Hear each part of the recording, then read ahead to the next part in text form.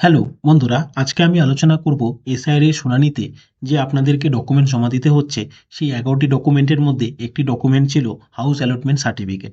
আপনারা যদি বাংলার বাড়ি অথবা চা সুন্দরী এক্সটেনশন অথবা পিএমএওয়াইজি স্কিমে টাকা পেয়ে থাকেন, সেক্ষেত্রে আপনারা হাউস অ্যালটমেন্ট সার্টিফিকেট ডাউনলোড করতে পারবেন। আমি এই ভিডিওতে দেখিয়ে দেবো আপনারা কিভাবে হাউস অ্যালটমেন্ট সার্টিফিকেটটি ডাউনলোড করবেন। আপনারা কেউ স্কিপ না করে সম্পূর্ণ ভিডিওটি দেখুন। আপনারা আপনাদের স্মার্টফোন বা ল্যাপটপে ক্রোম ব্রাউজার খুলে সার্চ করুন prd.gov.in। ফার্স্ট ওয়েবসাইটটিতে ক্লিক করুন। এরপর আপনারা department of panchayat and rural ডেভেলপমেন্টের অফিসিয়াল পেজে পৌঁছে যাবেন।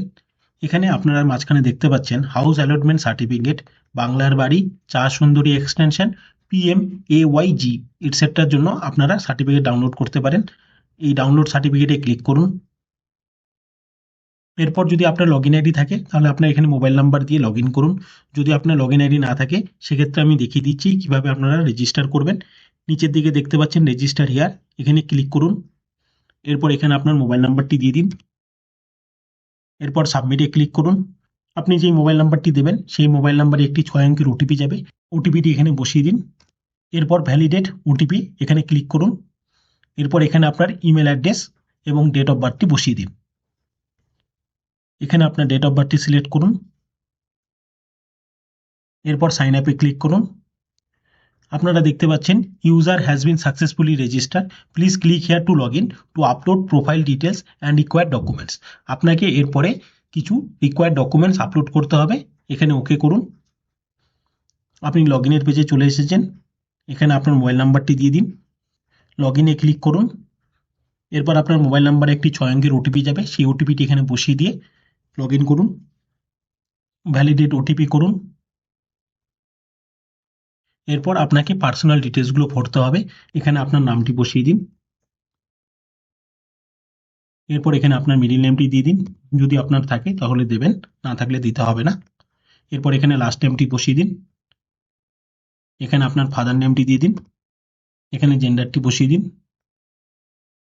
এখানে আপনার ডেট অফ বার্থ আগে থেকেই থাকবে। ন্যাশনালিটি টাইপ ইন্ডিয়ান থাকবে। এরপর এখানে আপনাকে একটি আই কার্ড সিলেক্ট করতে হবে। এখানে আধার কার্ড আছে, ড্রাইভিং লাইসেন্স আছে, প্যান কার্ড আছে, পাসপোর্ট আছে, রেশন কার্ড আছে এবং ভোটার আইডি কার্ড আছে। আপনার কাছে যেটা অ্যাভেলেবেল থাকবে সেটা আপনি এখানে সিলেক্ট করুন। যে আইডি কার্ডটি সিলেক্ট করবেন তার নাম্বারটি এখানে বসিয়ে দিন। এরপর আপনাকে একটি আইডেন্টিটি প্রুফ আপলোড করতে হবে। আপনি যেই আইডি কার্ডটি সিলেক্ট করেছেন সেই আইডি কার্ডটি এখানে আপলোড করে দিন। আপলোডে ক্লিক করে এখানে চুজ ফাইল করুন, আপলোডে ক্লিক করে দিন।